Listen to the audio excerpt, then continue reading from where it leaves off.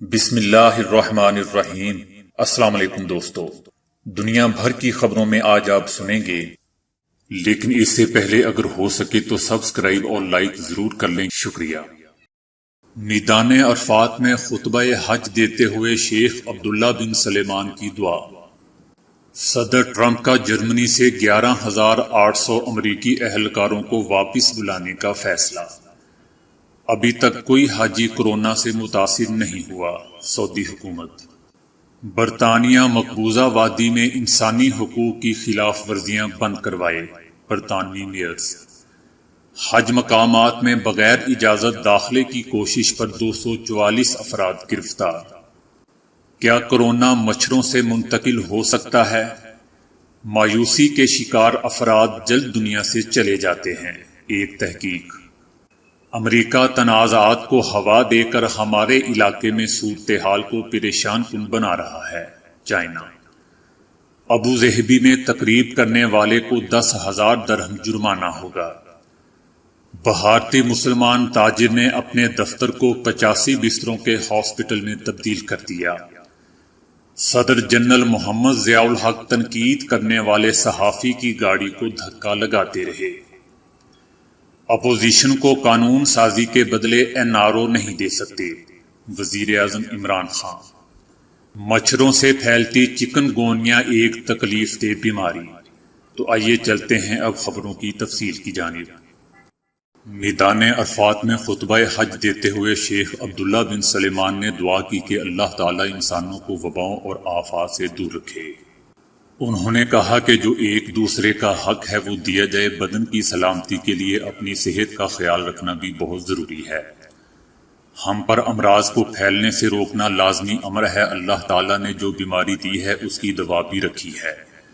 نبی کریم صلی اللہ علیہ وسلم نے فرمایا کہ جہاں طاعون پھیلے وہاں سے باہر نہ نکلو۔ انہوں نے کہا کہ اللہ کے سوا کوئی شریک نہیں۔ اللہ شرک کرنے والے کی زندگی کے تمام اعمال کو ضائع کر دیتا ہے۔ اللہ کے سوا کسی کی عبادت نہیں کرنی چاہیے اور صرف اسی سے مدد مانگنی چاہیے۔ انہوں نے کہا کہ اللہ اپنے بندوں کا امتحان لیتا ہے اور اگر وہ آزمائش پر پورے ہو جائیں تو اللہ کی جانب سے انہیں نوازا جاتا ہے۔ قرآن پاک میں اللہ نے ارشاد فرمایا کہ تم میری نعمتوں کو گننا چاہو تو گن نہیں سکتے۔ انہوں نے اپنے خطبے میں کہا کہ اپنے ماں باپ کے ساتھ حسن سلوک کا معاملہ کریں۔ اللہ تعالیٰ کے ساتھ ساتھ والدین کے حقوق بھی ادا کرنے چاہیے۔ رشتہ داروں کے ساتھ صلح رحمی سے پیش آؤ، ہمیشہ سیدھی اور صاف بات کیا کرو۔ انہوں نے کہا کہ اپنی بیویوں کے ساتھ حسن سلوک کے ساتھ پیش آؤ، اپنے بھائی بہنوں اور رشتہ داروں کا خیال کیا کرو۔ دوستو، اس سال مزدلفہ میں حاجی شیطان کو مارنے کے لیے کنکریاں نہیں چنیں گے، کنکریاں حکومت کی جانب سے دی جائیں گی۔ حج کے موقع پر مکہ مکرمہ اور مینا عرفات کے میدان میں باران رحمت برس گئی۔ بارش کے بعد موسم خوشگوار ہو گیا۔ بارش کے دوران مسجد حرم میں خانہ کعبہ کا غلاف تبدیل کیا گیا۔ سعودی محکمہ موسمیات کا کہنا ہے کہ حج کے دوران بارش کا سلسلہ جاری رہے گا۔ صدر ٹرمپ کے اعلان کے بعد جرمنی میں تعینات 11,800 اہلکاروں کو واپس بلانے کا فیصلہ کیا ہے۔ یہ فوجی مشرق اوسط اور افریقہ میں امریکہ کی کارروائیوں میں حصہ لیتے ہیں۔ صدر کے اس اقدام پر اپنی ہی سیاسی جماعت ریپبلکن پارٹی کی شدید تنقید سامنے آئی ہے۔ ان اہلکاروں کی یورپ میں کہیں اور تعیناتی اور امریکہ میں واپسی کے لیے اربوں ڈالرز درکار ہوں گے، کیونکہ ان کی اقامت گاہیں تعمیر کرنا پڑیں گی۔ صدر ٹرمپ کی اپنی سیاسی جماعت نے ان کے یورپ سے اہلکاروں کو واپس بلانے کے اقدام کو شدید تنقید کا نشانہ بنایا ہے، کیونکہ ان کی پارٹی سمجھتی ہے کہ امریکی اہلکاروں کی واپسی سے یورپ کا دفاع کمزور ہوگا اور اس سے روسی جارحیت اور موقع پرستوں کی حوصلہ افزائی ہوگی۔ تاہم ابھی یہ واضح نہیں ہے کہ اگر صدر ٹرمپ دوبارہ صدر منتخب ہونے میں ناکام رہتے ہیں تو اس منصوبہ پر نیا منتخب ہونے والا کوئی اور صدر عمل درآمد کرے گا یا نہیں۔ سعودی وزارت صحت کے مطابق کسی بھی عازم حج میں کورونا کی نشاندہی نہیں ہوئی اور اب تک کوئی بھی حاجی کورونا سے متاثر نہیں پایا گیا۔ حکومت کی طرف سے حاجیوں کو صحت کی تمام سہولیات فراہم کر رہی ہے، جس کے تحت مقدس مقامات پر 6 ہاسپٹل، 51 کلینکس، 200 ایمبولینس، 62 فیلڈ ٹیمیں، فیلڈ ہاسپٹل اور موبائل کلینک سمیت حاجیوں کی رہائش گاہوں پر 3 کلینک بھی قائم کیے گئے ہیں۔ ارکان حج کی ادائیگی کے دوران حاجیوں کو کسی بھی قسم کی فوری طبی امداد اور ان کی صحت کی بہتری کے لیے ہر 50 حاجیوں کے گروپ کے ساتھ ایک طبی ورکر بھی مقرر کیا گیا ہے۔ مختلف محکموں کے 40,000 اہلکار عازمین کی خدمت میں مامور ہیں، جبکہ حج و عمرہ زائرین کے لیے خصوصی ایئرپورٹ کا منصوبہ بھی زیر غور ہے۔ مقبوضہ وادی میں 1 سال سے جاری انسانی بحران کے بارے میں برطانیہ کے میئرز، ڈپٹی میئرز اور کونسلوں کی ورچوئل کانفرنس ہوئی۔ کانفرنس کا مقصد عالمی برادری کو بھارت کے غیر قانونی زیر قبضہ مقبوضہ وادی میں محصور لوگوں کی زندگیوں پر کورونا کے تباہ کن اثرات سے آگاہ کرنا تھا۔ ورچوئل یا آن لائن کانفرنس کے شرکاء نے برطانوی حکومت پر زور دیا کہ وہ بھارت کے غیر قانونی طور پر زیر قبضہ مقبوضہ وادی میں انسانی حقوق کی خلاف ورزیاں بند کروانے میں اپنا کردار ادا کرے۔ کانفرنس کے شرکاء نے مقبوضہ وادی کے حق خود ارادیت کے حصول تک ان کی غیر متنازع حمایت جاری رکھنے کا عزم ظاہر کیا ہے، جس کا وعدہ اقوام متحدہ نے وادی کے بارے میں سلامتی کونسل کی قراردادوں میں کر رکھا ہے۔ سعودی حکومت نے کہا ہے کہ حج کے دوران مینا، مزدلفہ اور عرفات کے اطراف سیکیورٹی حصار قائم ہے جو حج کے اختتام تک جاری رہے گا۔ کسی کو بھی غیر قانونی طریقے سے ان مقامات پر جانے نہیں دیا جائے گا۔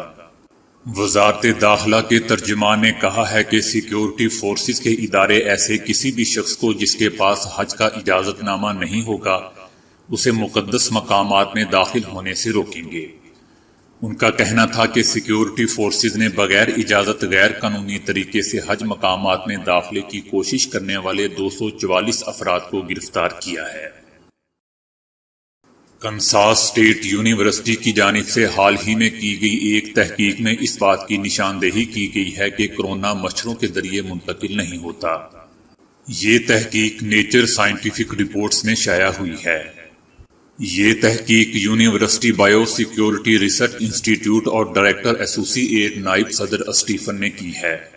اسٹیفن کا کہنا ہے کہ اگرچہ عالمی ادارہ صحت نے واضح طور پر کہا ہے کہ مچھر کے ذریعے کورونا منتقل نہیں ہو سکتا، لیکن ہماری اسٹڈی حتمی اعداد و شمار فراہم کرنے والی ہے۔ دوستو، لندن کے کنگز کالج کی ٹیم نے کچھ دن قبل کی جانے والی تحقیق کے بعد 6 مزید علامات کو کورونا کے مرض سے جوڑا تھا۔ اب تک کورونا کی علامات میں کھانسی، بخار، سونگھنے اور ذائقے کی حس سے محرومی شامل تھی۔ مذکورہ تحقیق میں ماہرین نے کہا ہے کہ سر درد، مسلز میں درد، ڈائریا، کنفیوژن، بھوک کی کمی اور تھکاوٹ بھی کورونا کا شکار ہونے کا اشارہ دیتی ہیں۔ ماہرین کا کہنا تھا کہ ان علامات کے ظاہر ہوتے ہی مریض کے خون میں آکسیجن اور شوگر کی سطح کو مانیٹر کیا جائے اور ضرورت پڑنے پر اسے ضروری وٹامنز، منرلز فراہم کیے جائیں تو اس کی بیماری کا عرصہ مختصر ہو سکتا ہے۔ طبی ماہرین نے بھی ہمہ وقت مایوسی کی باتیں کرنے والے لوگوں کو خبردار کر دیا ہے۔ آسٹریلیا کے سائنسدانوں نے ہر وقت مایوسی کا شکار رہنے والے افراد کو بری خبر سنا دی ہے۔ سائنسدانوں نے 3000 سے زائد لوگوں پر کی جانے والی تحقیق کے نتائج میں بتایا ہے کہ مایوس رہنے والے لوگ جلدی مر جاتے ہیں۔ دوستو، بات پھر وہی آ جاتی ہے کہ جس کو اللہ رکھے اسے مایوسی تو کیا کوئی بھی نہ چکھے۔ بہرحال سائنسدانوں کا کہنا تھا کہ خوشگوار زندگی کے حامل افراد پر اس کا کوئی اثر نہیں ہوتا، ان کی عمر زیادہ نہیں ہوتی بلکہ اور سوچ کے حامل لوگوں کے برابر ہی ہوتی ہے۔ رپورٹ کے مطابق QIMR پر گوفر میڈیکل ریسرچ انسٹی ٹیوٹ کے سائنسدانوں کی اس تحقیق میں معلوم ہوا ہے کہ جو لوگ ہمہ وقت مایوسی کی باتیں کرتے اور شکوے شکایات کرتے ہیں انہیں دل کی بیماریوں سمیت دیگر عارضے بھی لاحق ہو جاتے ہیں۔ ریسرچ ٹیم کے سربراہ ڈاکٹر جان وائٹ فیلڈ کے مطابق ہماری تحقیق میں یہ ثابت ہوا ہے کہ نا امیدی اور امید پرستی ایک دوسرے کی براہ راست ضد نہیں ہے۔ نا امیدی ہماری مجموعی صحت پر انتہائی منفی اثرات مرتب کرتی ہے، جبکہ امید پرستی کے کوئی منفی یا مثبت اثرات مرتب نہیں ہوتے۔ چائنا نے کہا ہے کہ چین اور دوسرے ممالک کے ساتھ بحیرہ جنوبی چائنا کے ضابطۂ اخلاق کے بارے میں صلاح اور مشورے کو آگے بڑھانے پر تیار ہے۔ تاکہ جلد ہی ایسے اصول اور ضوابط طے کیے جا سکیں جن پر چائنا اور دوسرے ممالک مشترکہ طور پر کاربند رہیں۔ چائنا کا کہنا ہے کہ حال ہی میں امریکی وزیر خارجہ مائک پومپیو نے بحیرہ جنوبی چائنا کے مسئلے پر چین کو بدنام کرنے کی کوشش کی ہے۔ دراصل یہ چین نہیں امریکہ ہے جو بحیرہ جنوبی چائنا میں مسلح تنازعات کو ہوا دے کر علاقائی صورتحال کو پریشان کن بنا رہا ہے۔ چائنا کا کہنا تھا کہ پچھلے 6 ماہ میں امریکہ نے بحیرہ جنوبی چین میں 2000 سے زائد مرتبہ کارروائیاں کی۔ یہ نہ صرف خطے کے امن و استحکام کے لیے نقصان دہ ہے بلکہ یہ بحیرہ جنوبی چائنا کے ارد گرد موجود تمام ممالک کے مفادات کی بھی خلاف ورزی ہے۔ امریکہ کی ان کارروائیوں کا کیا مقصد ہے، امریکہ کو یہ واضح کرنا ہوگا۔ متحدہ عرب امارات کے شہر ابوظہبی میں عید الاضحیٰ پر تقریب منعقد کرنے والے کو 10,000 درہم جرمانہ ادا کرنا ہوگا، جبکہ تقریب کے شرکاء پر بھی 5,000 درہم جرمانہ عائد کیا جائے گا۔ خلاف ورزی کرنے والے کے خلاف قانونی کارروائی کے ساتھ ساتھ بھاری جرمانہ بھی عائد کیا جائے گا۔ پولیس نے یہ وارننگ کورونا کے باعث جاری کی ہے تاکہ شہر میں تقریبات کے نتیجے میں کورونا کے ممکنہ پھیلاؤ کو روکا جا سکے۔ بھارت میں کورونا سے صحت یاب ہونے والے تاجر قادر شیخ نے سرکاری ہسپتالوں میں جگہ نہ ہونے کے باعث اپنے دفتر کو 85 بستروں پر مشتمل ہاسپٹل میں تبدیل کر دیا۔ بھارت میں مسلم تاجر قادر شیخ کورونا میں مبتلا ہونے کے بعد ایک پرائیویٹ ہاسپٹل میں 20 دن تک زیر علاج رہنے کے بعد صحت یاب ہو گئے، لیکن ہسپتال کا بل دیکھ کر دنگ رہ گئے۔ انہیں احساس ہوا کہ سرکاری ہسپتالوں میں جگہ نہیں ہے اور غریب مریض نجی ہسپتالوں کے بل ادا نہیں کر سکتے، جس پر اس تاجر نے اپنے دفتر کو ہی ہاسپٹل بنا دیا۔ ریاست گجرات کے شہر سورت میں پراپرٹی کا بزنس کرنے والے قادر شیخ نے اپنے 30,000 مربع فٹ پر پھیلے دفتر میں 85 بستروں، ڈاکٹرز اور طبی عملے کا انتظام کیا ہے، جبکہ یہاں کورونا کے علاج کی مفت سہولیات حکومت کی جانب سے ادا کیے جاتے ہیں، تاہم بجلی اور دیگر یوٹیلٹی بلز قادر شیخ اپنی جیب سے بھرتے ہیں۔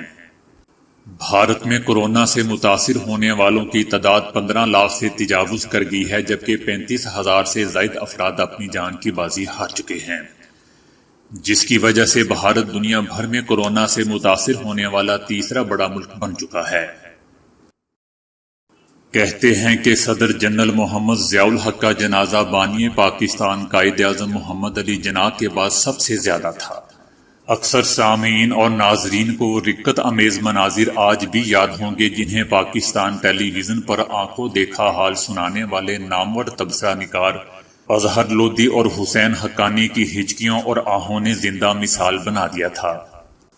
ڈاکٹر محمد اسلم ڈوگر جنرل محمد ضیاء الحق کی شخصیت کا تذکرہ کرتے ہوئے لکھتے ہیں کہ پاکستان کے نامور صحافی محمد صلاح الدین ایک مرتبہ جنرل محمد ضیاء الحق سے ملاقات کے لیے تشریف لائے۔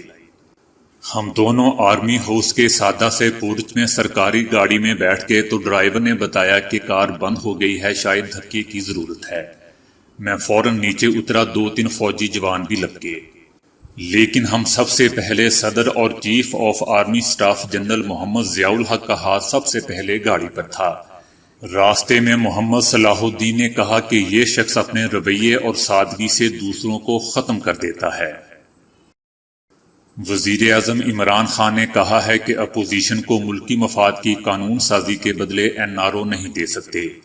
ان کا کہنا تھا کہ ماضی کی خرابیوں کو درست کر رہے ہیں۔ عمران خان کا کہنا تھا کہ اپوزیشن نے شروع سے ہر قانون سازی میں رکاوٹ ڈالنے کی کوشش کی ہے، وہ اپنی سیاست بچانے کے لیے پارلیمنٹ کا فورم استعمال کر رہی ہے، حالانکہ اسے قومی مفاد میں ہونے والی قانون سازی میں حمایت کرنی چاہیے۔ ان کا کہنا تھا کہ PTI اپنے منشور سے کسی صورت پیچھے نہیں ہٹے گی، کیونکہ اگر ہم اپنے منشور سے پیچھے ہٹے تو تباہی ہوگی۔ چکن گونیا کیا ہے؟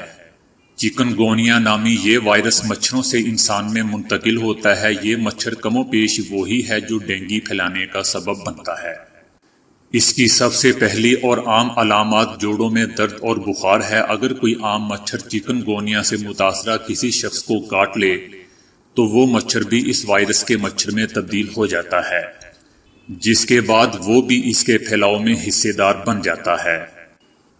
چکن گونیا کی علامات 3 سے 7 دن کے درمیان ظاہر ہوتی ہیں۔ اس کی سب سے پہلی اور عام علامت گھٹنوں، ہتھیلیوں اور ٹخنوں سمیت جسم کے دیگر جوڑوں میں شدید درد اور تیز بخار ہے۔